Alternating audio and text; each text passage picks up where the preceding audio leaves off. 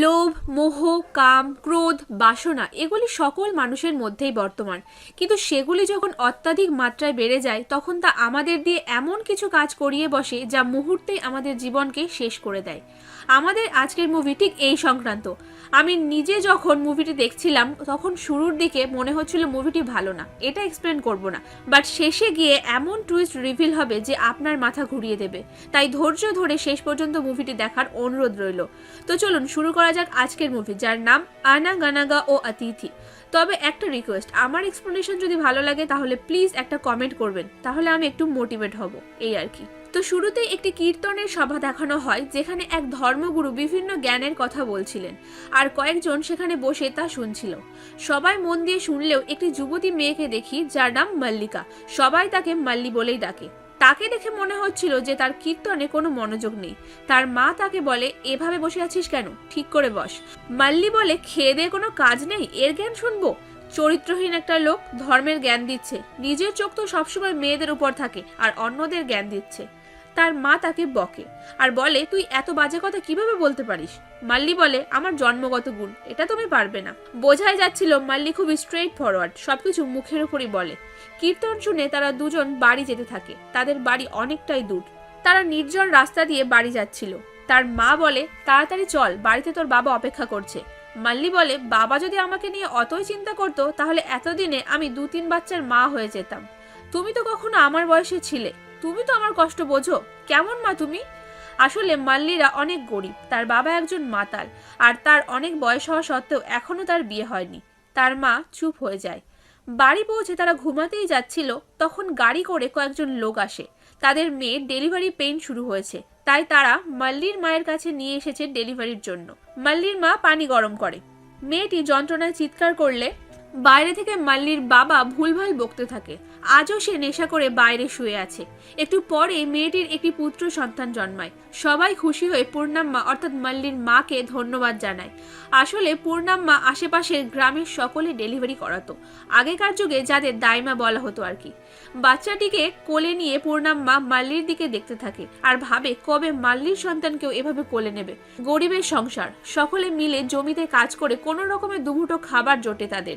একদিন এক অন্ধ বাঁশিওয়ালা বাঁশি বাজাতে বাজাতে নদীর পাড় দিয়ে যাচ্ছিল। হঠাৎ কোনো কিছুতে তার পা বেঁধে গেলে সে হাত দিয়ে স্পর্শ করে দেখে একজোড়া জুতো ও কয়েকটা সুটকেস রয়েছে। সে ভাবে কেউ হয়তো তার জিনিসপত্র ফেলে রেখে নদীতে আত্মহত্যা করেছে। সে চিৎকার করে লোকজন ডাকতে থাকে। তখনই একজন থলথলে ভুড়িওয়ালার লোক জল থেকে উঠে আসে। সে বলে, চেঁচাচ্ছেন কেন, কি হয়েছে? বাঁশিওয়ালা বলে, ও তাহলে তুমি বেঁচে আছো, আমি তো ভয় পেয়ে গিয়েছিলাম। কিন্তু তুমি নিজের জিনিসপত্র এখানে রেখে জলের মধ্যে কি করছো? লোকটি বলে, নিঃশ্বাস বন্ধ রেখে জলের মধ্যে থাকার ব্যায়াম করছিলাম। বাঁশিওয়ালা বলে, তোমাকে তো এখানকার মনে হচ্ছে না, কোথা থেকে এসেছো? ছেলেটি বলে, আমি বিভিন্ন জায়গায় ঘুরে বেড়াই, নিজের প্রয়োজনের থেকে বেশি ধনসম্পদ কামিয়ে নিয়েছি, তাই বিভিন্ন জায়গায় ঘুরে বেড়াচ্ছি। এই থলথলে ভুড়িওয়ালা লোকটির নাম হচ্ছে শ্রীনু। শ্রীনু জামা কাপড় পরে সুটকেস দুটি হাতে নিয়ে চলতে শুরু করে। যাত্রাপথে একটি মন্দির দেখলে সেখানে সে পুজো দেয়। সেদিন সকালে মাল্লিদের বাড়ি এক সাধু বাবা আসে আর বলে, আমি ভবিষ্যৎ বলতে পারি, নিজের ভবিষ্যৎ সম্পর্কে জানতে হলে আমার কাছে আসো। মাল্লির বাবা মা তুলো ছাড়াচ্ছিল। পূর্ণাম্মা বলে, আমাদের কাছে তোমার কথা শোনার মতো কোনো সময় নেই, এখান থেকে যাও। সাধু বলে, আমি দেখতে পাচ্ছি তোমাদের উপর মা লক্ষ্মীর আশীর্বাদ বর্ষণ হতে চলেছে। মাল্লির বাবা বলে, তাই? আমাদের ঘরে গিয়ে খুঁজে দেখো, যদি 1 টাকা পাও তাহলে আমি তোমাকে 5 টাকা দেবো, আর যদি না পাও তাহলে তুমি আমাকে 2 টাকা দিও। যাও যাও, বলে কিনা লক্ষ্মীমার আশীর্বাদ আছে। সাধু বলে, আমি তো স্পষ্ট দেখতে পাচ্ছি মা লক্ষ্মী নিজে হেঁটে তোমাদের বাড়ি আসছে। এখন সেটা তোমাদের হাতে, তোমরা সেটা ধরে রাখতে পারো নাকি হারিয়ে ফেলো। তখনই মাল্লি এসে তাকে উল্টোপাল্টা বলতে থাকে। সে বলে, এখান থেকে যাবি না তোকে মেরে এখানেই পুঁতে ফেলবো। যা যা, ফালতু বকছে। সাধু রেগে মেগে চলে যায়। একদিকে সাধু বেরোতে থাকে আর অন্যদিকে শ্রীনু তাদের বাড়িতে ঢোকে। তারা দুজনে একে অপরকে দেখে হাসে। শ্রীনু মাল্লিদের বাড়ি গিয়ে পূর্ণাম্মার কাছে একটু পানি চায়। পূর্ণাম্মা তাকে ভিতরে আসতে বলে। পানি খাওয়া হয়ে গেলে পূর্ণাম্মা তার কাছে জানতে চায় সে কোথা থেকে এসেছে। শ্রীনু বলে, আমি বিভিন্ন জায়গায় ঘুরে বেড়াচ্ছি আর সেখানকার পরিবেশ ও অনুভূতি সম্পর্কে বই লিখছি। আমি কার্টুনও বানাই। মাল্লির বাবা বলে, কার্টুন আবার কি? শ্রীনু জানায়, কার্টুন মানে হচ্ছে ব্যঙ্গচিত্র। তখন শ্রীনু নিজের ব্যাগ থেকে প্রসাদ বার করে পূর্ণাম্মাকে দেয়। পূর্ণাম্মা প্রথমে নিতে রাজি হয় না। তখন শ্রীনু জোর করলে পূর্ণাম্মা সেটা নেয়। মাল্লি চুপচাপ সব দেখতে থাকে। শ্রীনু বলে, মাজি, আমার শরীরটা একটু ভালো না, আর পাশের গ্রামে পৌঁছাতে পৌঁছাতে অনেক দেরি হয়ে যাবে, তাই আজকের রাতের জন্য আমাকে যদি এখানে থাকতে দেন। মাল্লির বাবা তখন বলে, ও তার মানে এই ব্যাপার, তোমার সাথে দুটো কথা না কি বললাম, তুমি থেকে যেতে চাইছো? খুব চালাক তো তুমি। শ্রীনু বলে, না না, আমার খারাপ কোনো উদ্দেশ্য নেই। পূর্ণাম্মা বলে, তুমি তো দেখতেই পাচ্ছ আমরা কত গরিব, তুমি এখন হাঁটতে শুরু করলে রাতের মধ্যে শহরে পৌঁছে যাবে, সেখানে তুমি ভালোভাবে থাকতে পারবে। শ্রীনু বলে, আমি তো বিভিন্ন জায়গায় ঘুরে বেড়াই, শুধু একটু খাবার ও একটু থাকার জায়গা হলেই আমার জন্য যথেষ্ট, আমার জন্য চিন্তা করার প্রয়োজন নেই, যা আপনারা খাবেন আমিও তাই খাবো, আর রাতে এই বারান্দায় শুয়ে পড়বো। তারা একে অন্যের মুখ দেখতে থাকে। শ্রীনু বলে, বুঝতে পারছি আপনার ঘরে যুবতী মেয়ে, তাই অচেনা কাউকে বাড়িতে থাকতে দিলে লোকে নানান কথা বলবে, এটাই ভাবছেন তাই না? মাল্লির বাবা বলে, আমাদের বাড়ির দূর দূরান্ত পর্যন্ত কোনো বাড়ি নেই, কেউ মরে গেলেও লোকে জানতে পারবে না, ভয়ের কিছুই নেই, তবে তুমি অচেনা ব্যক্তি তাই তোমাকে বিশ্বাস হচ্ছে না। পূর্ণাম্মা মাল্লির দিকে তাকালে মাল্লি বলে, আমি কিছু জানি না, তোমাদের যা ভালো মনে হয় তাই করো। কোনোভাবে তারা রাজি হয়ে যায়। শ্রীনু ভিতরে প্রবেশ করে, আর তার জুতোগুলো বাইরেই থাকে। জুতোগুলোকে কেন দেখালাম তা পরে বুঝতে পারবেন। কিছুক্ষণ পরে শ্রীনু দেখে মাল্লির বাবা ঘুঁটে দিচ্ছে। সে জিজ্ঞাসা করে, আপনি এই কাজ কেন করছেন? তিনি জানায়, না করলে রাতে চা জুটবে না। তুমি কি চা খাও? শ্রীনু বলে, হ্যাঁ খাই। তখন বাবা পূর্ণাম্মাকে বলে, ওকে এক কাপ চা দাও। মাল্লি বলে, যা পাবো তাই চলবে বলেছিল না, এখন দেখো কিভাবে নির্লজ্জের মতো চা চাইছে। পূর্ণাম্মা বলে, বাড়িতে চা পাতা নেই, আমরা গরিব তো। তখন শ্রীনু কিছু টাকা দেয় চা পাতা আনার জন্য। বাবা প্রথমে নিতে রাজি হয় না, তবে পরে নিয়ে নেয়। মাল্লি বলে, বাবা বেঁচে যাওয়া টাকা থেকে আমার জন্য কিছু খাবার আনবে। কথাটা শুনে শ্রীনু হাসে। তখন মাল্লিকা বলে, এমনভাবে দেখার কিছু নেই, তোমার চায়ের জন্য দুধ আমিই দোয়াবো। মাল্লি গরুর দুধ দোয়াচ্ছিল। শ্রীনু বলে, তোমার নাম মাল্লি না? মাল্লি বলে, আমার নাম মল্লিকা, মা বাবা ভালোবেসে আমাকে মাল্লি বলে ডাকে। শ্রীনু আশেপাশে জিনিসপত্র দেখতে থাকে। একটি ছোট সাইকেল দেখে সে সেটা দেখতে থাকে। শ্রীনু ব্যায়াম করছিল। মল্লিকা তাকে দেখে মুচকি হাসতে থাকে। ধীরে ধীরে সে শ্রীনুকে পছন্দ করতে শুরু করে। সে চা বানাচ্ছিল আর শ্রীনুর কথাই ভাবছিল। চা বানিয়ে সে শ্রীনুকে দেয়। শ্রীনু বলে, খুব ভালো হয়েছে। মল্লিকা এক নজরে শ্রীনুর চা খাওয়া দেখতে থাকে। তাদের বাড়িতে বিরান্না নামক এক লোক আসে। ফসলে পানি দিতে ভুলে যাওয়ায় তিনি মাল্লির বাবাকে অপমান করছিল। বিরান্না বলে, টাকা ধার নেওয়ার সময় মনে ছিল না? এরম যদি চলতে থাকে তাহলে তোমার চামড়া তুলে নেব আমি। পূর্ণাম্মা বলে, ওই ফসলের চিন্তা তোমার থেকে আমাদের অনেক বেশি। নেহাত বিপদে পড়েছিলাম, না হলে ওই জমি কখনোই তোমার কাছে বন্ধক রাখতাম না। বিরান্না কথায় কথায় মল্লিকাকে বিয়ে করার প্রস্তাব দেয়। তখন মাল্লি এসে তার কুকুরকে বলে, থু, কুকুর কোথাকার, চুপচাপ দুধ খা, নিজের মুখ আয়নায় দেখেছিস? কুকুরের থেকেও জঘন্য। বসে বসে খেতে দিচ্ছি বলে সেটা সুযোগ নিচ্ছিস, কেটে পুঁতে ফেলবো তোর জিভ। মানে ওই ইনডাইরেক্টলি বিরান্নাকেই শোনাচ্ছিল। বিরান্নাও সেটা বুঝতে পারে। মাল্লি বলে, বিরান্না সাহেব, আমি নিজে বাবাকে জমিতে পাঠাবো, চিন্তা করতে হবে না, আপনি এখন যেতে পারেন। বিরান্না চলে যায়। পূর্ণাম্মা ও মাল্লি যাতায় ধান ভানাচ্ছিল। তখন শ্রীনু এসে বলে, লোকটি কে ছিল? বাবা বলে, একসময় আমরা অনেক বড় লোক ছিলাম, এই বাড়ি পাশের 9 একর জমি আমার ছিল, কিন্তু এক অসুখের পিছনে খরচা করতে গিয়ে সব জমি বিক্রি হয়ে যায়, তারপর বাড়িটাও বন্ধক রাখতে হয়। এখন আমি নিজের জমিতেই জোন খাটি। তখন শ্রীনু ভিতর থেকে তার সুটকেসটি নিয়ে আসে আর পূর্ণাম্মাকে জিজ্ঞাসা করে যে আপনাদের কত টাকা ঋণ আছে। পূর্ণাম্মা একটু কিন্তু কিন্তু করছিল। শ্রীনু বলে, বলুন না। বাবা বলে, 25,000 টাকা ঋণ আর 35,000 টাকা সুদ। তখন শ্রীনু তার সুটকেসটি খুলে দেখায়। আমরা দেখি সুটকেস ভর্তি সোনার গয়না আর টাকা। দেখে তো সবার চক্ষু কপালে ওঠার জোগাড়।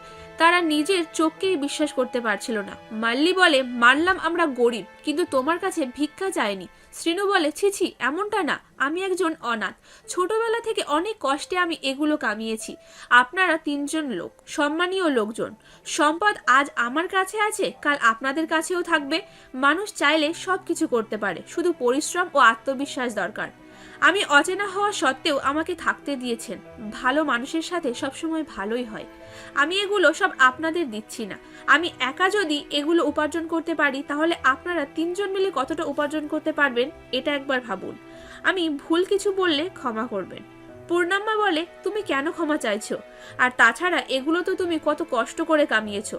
তখনই এক টিকটিকি মাল্লির গায়ে পড়ে এবং তারপর শ্রীনুর গায়েও লাফ মারে। পূর্ণাম্মা বলে, এটা তো অশুভ লক্ষণ, টিকটিকি গায়ে পড়া অশুভ হয়, যাও তোমরা গিয়ে স্নান করে নাও। শ্রীনু সুটকেস নিয়ে চলে যায়। মাল্লি স্নান করতে করতেও শ্রীনুর কথাই ভাবতে থাকে। তার চোখে সেই গয়না ও টাকা পয়সাগুলি ভাসতে থাকে।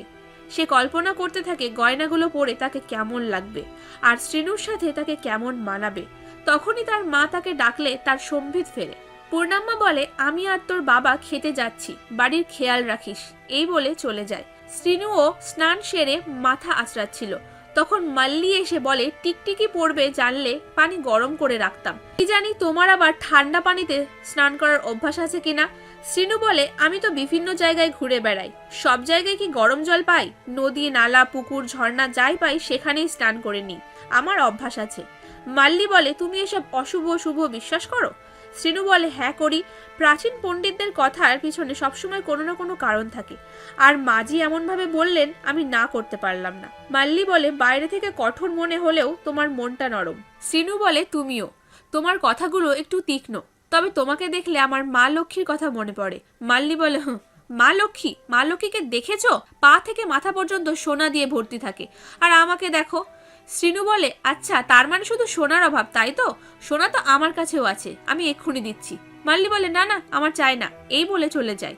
কিন্তু যেতে যেতে আবার ফিরে আসে, বলে, তুমি যদি একবার দাও তাহলে পরে দেখতে পারি। পড়তে দেবে কি? শ্রীনু হেসে সুটকেস থেকে গয়না দেখতে থাকে। গয়না দেখে মাল্লি আনন্দে আত্মহারা হয়ে যায়।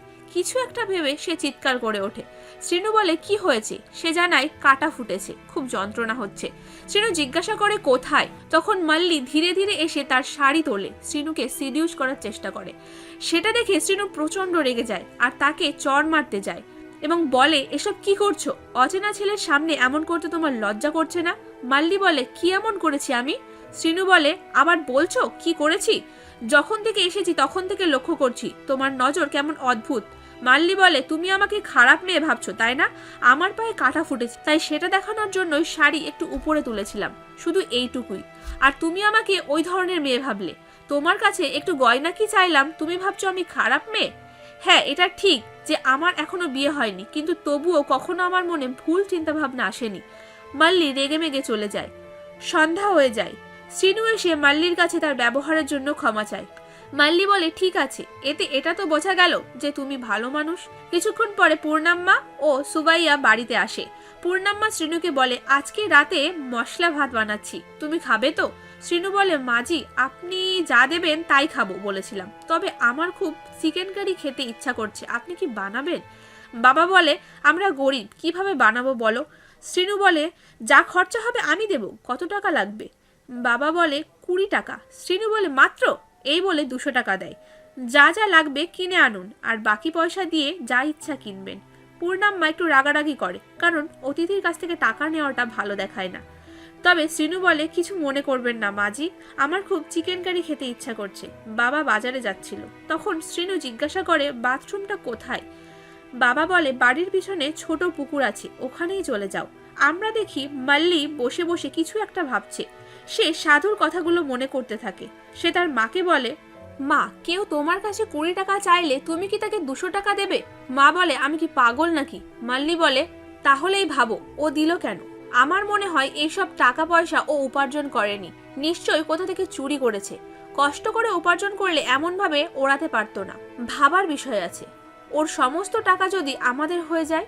পূর্ণাম্মা বলে, কিন্তু এটা কিভাবে সম্ভব? মাল্লি বলে, বেঁচে থাকলে ওর কাছে থাকবে, আর যদি মারা যায় তাহলে আমাদের হয়ে যাবে। এই সমস্ত ধন আমাদের কপালেই আছে। চিকেন কারি রান্না করো, চিকেন কারি রান্না করে ওকে ভালোভাবে খাওয়াও। পূর্ণাম্মা মাল্লিকে বোঝাতে থাকে এমনটা করা ঠিক হবে না, কিন্তু মাল্লি বলে, চুপ করো, তুমি বুড়ি হয়ে গেছো, কিন্তু আমার অর্ধেক জীবন এখনো পড়ে আছে, আমার অনেক স্বপ্ন আছে। আমাদের সব সমস্যা দূর করার একটাই উপায়, ওর মৃত্যু। জানলা দিয়ে বাবা সবটা শোনে। পূর্ণাম্মা বারবার মাল্লিকে বারণ করে। মাল্লি বলে, তোমরা যদি আমার কথা না শোনো তাহলে আমার কাছে একটাই উপায় থাকবে, তোমাদের ঋণ শোধ করার জন্য আমাকে বীরান্নার সাথে রাত কাটাতে হবে। এখন বলো কোনটা করবে? সকালে সাধুর কথা মনে নেই? কি বলেছিল? মা লক্ষ্মী নিজে আমাদের বাড়িতে এসেছে, এভাবে তো যেতে দিতে পারি না। তার বাবাও মাল্লির কথায় রাজি হয়ে যায়। তখন পূর্ণাম্মা ও রাজি হয়। বাবা বলে, তুমি রান্না করো, আমি বাজার থেকে ঘুরে এসে ওর ব্যবস্থা করব। আসলে এত সোনা গহনা ও টাকা দেখে তারা লোভ সামলাতে পারছিল না। বাবা মাল্লিকে বলে, মেয়ে হিসাবে তোর যা কিছু করার তুই কর, আর ছেলে হিসাবে আমি যা পারবো তাই করব। তখনই শ্রীনু চলে আসে আর বলে, চিকেন কারি রান্না হচ্ছে তো? তারা একটু চমকে ওঠে। পূর্ণাম্মা বলে, হ্যাঁ হ্যাঁ রান্না করছি। মাল্লির বাবা দোকানে গিয়ে বেঁচে যাওয়া টাকায় রঙিন পানি খাচ্ছিল।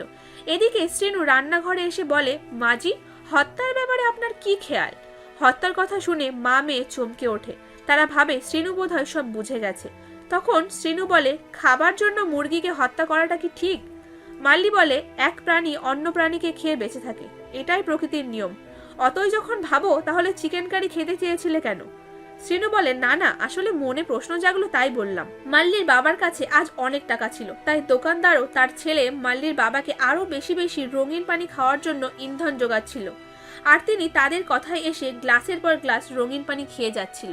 শ্রীনু নিজের ডায়েরিতে কিছু একটা লিখছিল আর বারবার জিজ্ঞাসা করছিল রান্নার আর কত দেরি। তারা দুজন বাবার বাড়িতে আসার অপেক্ষা করছিল। তখন মাল্লি বলে, আমি জানতাম আমার ওই মাতাল বাবা কিছু না কিছু গন্ডগোল করবেই। আজকে ওর কাছে অনেক টাকা আছে, সারা রাত নেশা করে কোনো গর্তে পড়ে থাকবে। যা করার আমাদেরই করতে হবে। তারা দুজন ভাবতে থাকে কিভাবে শ্রীনুকে মারবে। তখন পূর্ণাম্মা বলে, কারোর রক্তে নিজের হাত ভেজানোটা ঠিক হবে না। মাল্লি রেগে যায়, বলে, কি বলতে চাইছো? এত বড় সুযোগটা হাতছাড়া করব? পূর্ণাম্মা বলে, তা নয়, ওকে আমরা বিষ দেব। পূর্ণাম্মা তখন জঙ্গল থেকে বিষাক্ত পাতা নিয়ে এসে সেটা বেটে খাবারে মিশিয়ে দেয়। খাবার বেড়ে শ্রীনুকে খেতে দেয়। শ্রীনু খেতে গেলে পূর্ণাম্মা বলে, তোমার হাতে তো নোংরা। শ্রীনু তখন হাত ধুতে যায়। মাল্লি রেগে বলে, যাকে মারবো তার প্রতি এত দরদ কিসের তোমার? তখনই তাদের বাড়িতে পুলিশ আসে। তাদের প্রাণ চমকে যায়।